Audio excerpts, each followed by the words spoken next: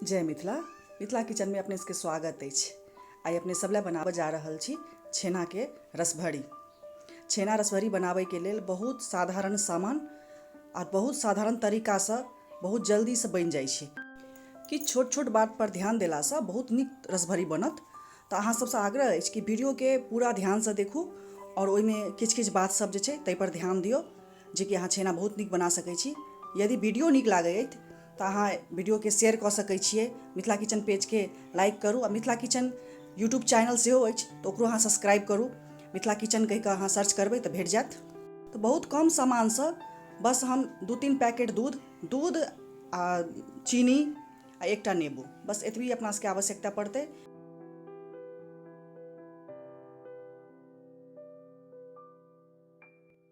बस बनबै काल में किछ किछ बात के ध्यान राखऽ पड़ै छै।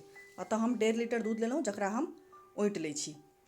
एक बेर खाली औंटनाइ छै, एकरा बेसी दूध के जरेबाक नहीं छै। हम अतः पैकेट के फुल क्रीम दूध लेलहुँ हैं। अहाँ एहिमे भऽ सकै तऽ भैंस के दूध लऽ सकै छी, जाहिमे अहाँके छेना बेसी निकलै ओ दूध लऽ सकै छी। चाहे भैंस के दूध लऽ लिअ, चाहे फुल फैट क्रीम बहुत सारा दूध सब अबै छै तऽ ओहो सब अहाँ लऽ सकै छियै। तऽ 1.5 लीटर दूध में हमरा 200 ग्राम से 250 ग्राम छेना बनि कऽ निकलत। किया तऽ हम बार बार बनबै छी तऽ हमरा अंदाजा अछि। तऽ अहाँके बेसी रसभरी आर चाही तऽ छेना के अहाँ बढ़ा सकै छी। बेसी दूध लऽ कऽ छेना बढ़ि जायत तऽ बढ़िया। दूध बढ़िया से उधिया गेल अछि, आँच के हम बंद कऽ दै छी और एकरा तुरंते नेबो नहीं गाड़बै। एहिमे नेबो के अलग से गाड़ि कऽ पानि मिला कऽ एहिमे हम देबै और तुरंते नहीं देबै, कनी काल छोड़ि देबै। सबसे बड़का टिप्स छै ई जे दूध जखने उधियाबी तखने नहीं दी नेबो, ओकर बाद में दी। तऽ नेबो गाड़ो के लेल जे छै से पहिले नेबो के हम गाड़ि लेलहुँ हैं, बिया निकालि लेलहुँ हैं। ओहिमे जते नेबो के रस छलै ओहिसँ दुगुना पानि दऽ देलियै यऽ और एको बेर नहीं ढारबाक छै, कनी कनी कऽ ढारबाक छै आ खूब गरम में नहीं ढारबाक छै। ई ध्यान रखबाक छै कि जखने अहाँ दूध उधियाल तखने नहीं ढारि देबै, ओकरा कम से कम 1 मिनट अहाँ छोड़ि देबै। तुरंते उधियाला के साथ देला से बढ़िया से छेना नहीं फाटत। तऽ ई एना कऽ कनी कनी कऽ कऽ दैत और देखैत कि केना कऽ फाटि रहल छै। जाहि हिसाब से छेना फाटल जायत ताहि हिसाब से देने जेबै। आ बुझियौ 1-2 बेर में छेना खूब बढ़िया से फाटि गेल तऽ रुकि जायब। बस अपना सबके छेना फाटै से मतलब छै कि कैटा नेबो लगलै, कते सिरका लगलै, ओहिसँ मतलब नहीं छै। छेना बढ़िया से फटबाक चाही। एहिमे छेना बढ़िया से फाटऽ लागल अछि आ रंग जे छै सेहो अलग भेल जाइए, जेना बदरंग भेल जाइए और छेना अलग भेल जाइए। तऽ जे बचल छै सेहो हम दऽ दै छियै जाहिसँ कि आर बढ़िया से फाटि जाय। तऽ एकटा नेबो में हम पानि मिला कऽ लेने छलहुँ हैं। यदि आवश्यकता पड़त तऽ 2टा नेबो लऽ सकै छी आ सिरका फिटकिरी से सेहो फाड़ि सकै छियै।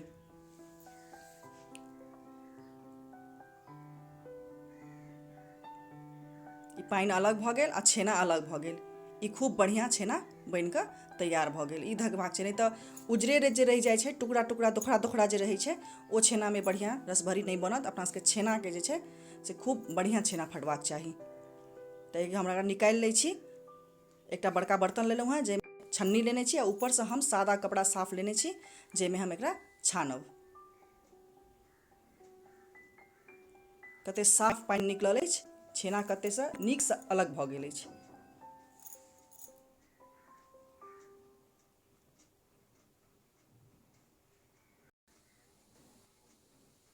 एहि पर 3-4 गिलास ठंडा पानि दऽ सकै छियै, नहीं तऽ नल में जाकऽ सेहो एकरा धो सकै छियै। लेकिन हम एहिमे बर्तन में जगह बहुत छलै तऽ एहिमे हम 4-5 गिलास पानि दऽ देबै, ठंडा पानि।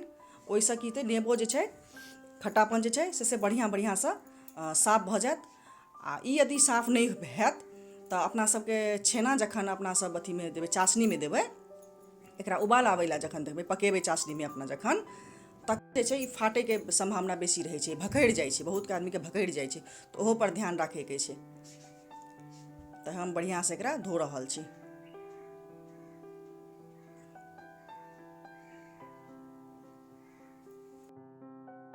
बढ़िया से धोला के बाद में एकरा गाड़ि देलियै। गाढ़ो काल में ध्यान दै के छै, खूब कस कऽ सिट्ठी नहीं बनेबाक छै।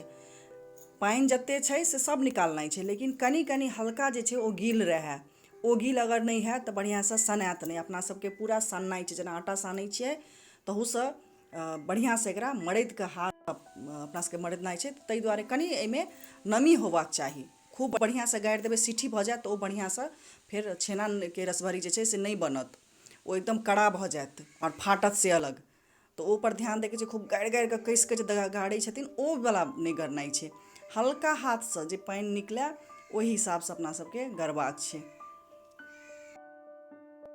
अतः हम चाशनी बनैके लेल चढ़ा देलहुँ हेँ। एहिमे आधा किलो हम चीनी लेने छी तऽ 1.5 लीटर हम एहिमे पानि देबै। पूरा रसभरीके 30 मिनट तक एही पानिमे अपना सबके पकेबाक छै। बेसी चीनी दऽ कऽ मोट चाशनी बनेबै तऽ रसभरी खूब बढ़िआँसँ नहि पकै छै, तऽ अपना सबके पानि जे छै बहुत पातर होबाक चाही। इम्हर हम काउंटर जे छलै, किचन काउंटर जे होइ छै जाहिमे रोटी तोटी बनबै छियै, तकरा हम खूब बढ़िआँसँ साफ कऽ लेने छी। किया तऽ थारीमे और पीढ़ीमे ई बनायल जाइ छै जे हलवाइ सब पीढ़ी पर ओकरा मसलै छथिन, लेकिन हमरा लग पीढ़ी नहि यऽ और थारीमे हमरासँ नहि सम्हरतै, किया तऽ हम बार बार बनबै छी एनाहिए कऽ, तऽ हम एना कऽ बना सी जैसे कि फैलसँ बनि सकै। तऽ तरहरी जे अपना सबके जे तरहत्ती जे होइ छै ओहिसँ अपना सबके मलबाक छै। हाथके नीचा एकदम दबा दबा कऽ मसलैके छै हाथ पर, ओकरा खूब मसलि कऽ अपना सबके खूब पातर एकदम आटाके जकाँ बनबैके छै। एही पर पूरा निर्भर हैत, जतेक बॉल लगा कऽ करब खूब बढ़िआँ छेनाके रसभरी बनत।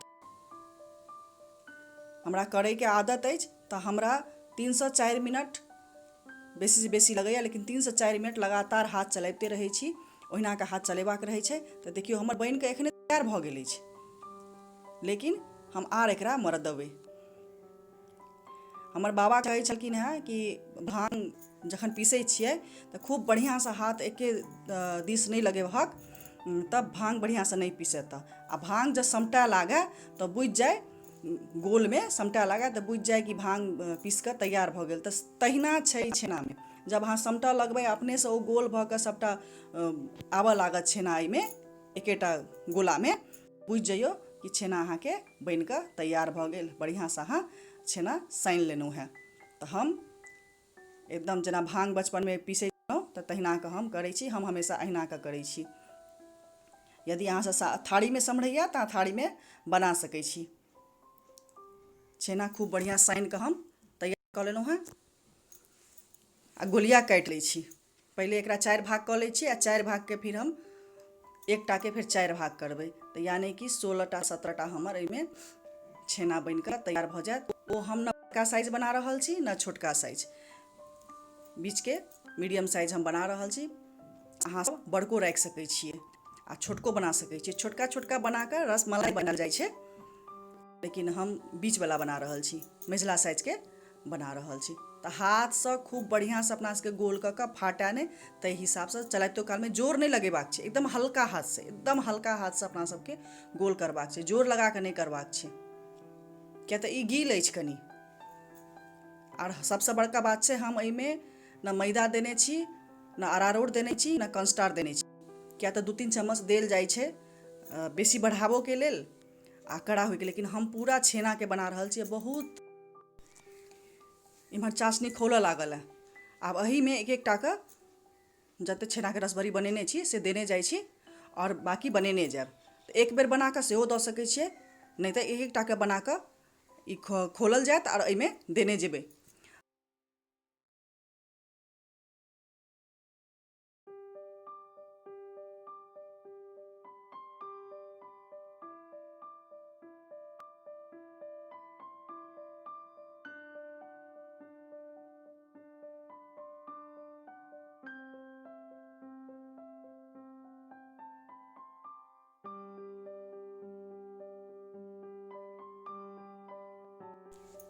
सभटा रसभरी बना कऽ हम एहिमे दऽ देलहुँ हेँ। एकरा लगातार हम आधा घंटा खोलेबै। ताहि दुआरे अपना सबके चाशनीमे जे छै बेसी चीनी दैके आवश्यकता नहि पड़ै छै। यदि मिठास आर चाही, मीठ एहिसँ बेसी खाइत हैब तऽ अलगसँ एकटा चाशनी बना सकै छी जे मोट रहै छै।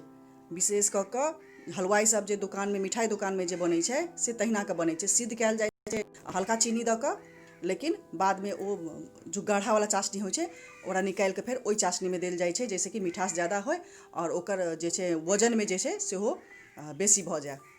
तो अपना सबके से नहीं करबाक छै। हमरा एते मिठास ठीक रहैए, लेकिन यदि अहाँ सब एहिसँ आर मिठास चाहै छी तऽ अहाँ 1 किलो चीनी लऽ सकै छी आ 2 लीटर अहाँ पानि लऽ कऽ से अहाँ बना सकै छी, अहाँके बराबर रहत। आ नहि तऽ मोटका चाशनी बना सकै छी 2 तारवला।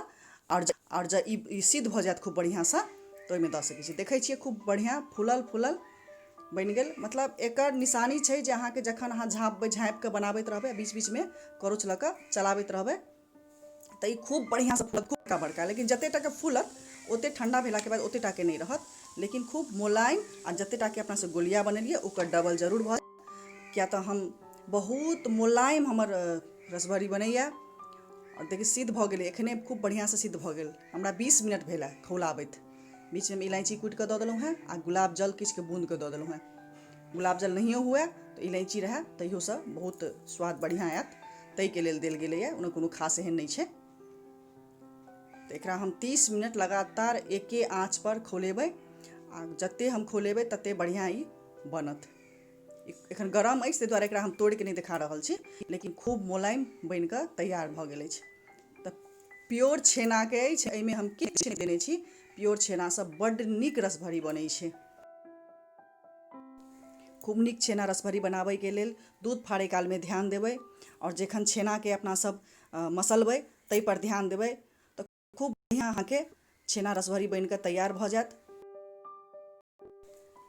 छेना बनि कऽ तैयार भऽ गेल अछि, एकरा ठण्डा कऽ लै छी। ठण्डा भेलाके बाद इच्छा हुए तऽ फ्रिजमे राखि कऽ खा सकै छी। 1 महीना कोनो खराब नहि हैत, बढ़िआँसँ एकरा निकालि कऽ खा सकै छी। तऽ रक्षाबन्धनमे अहूँसभ जरूर ई रसभरी बनाउ, किएक तऽ एखन चारो तरफ दोकानसभ बन्द अछि। तऽ घरमे बहुत साधारण चीजसँ 1.5 लीटरसँ कतेक सुन्दर हम 16-17टा रसभरी बनि कऽ तैयार भऽ गेलै, जेकि 3-4 परिवारके लेल काफ़ी होइ छै। तऽ अहाँ सबके केहन लागल से हमरा अपन प्रतिक्रिया कमेंटमे अवश्य कहब। आ कोनो भी क्वेश्चन हुए तऽ से पूछब, तकर जवाब दैके हम पूरा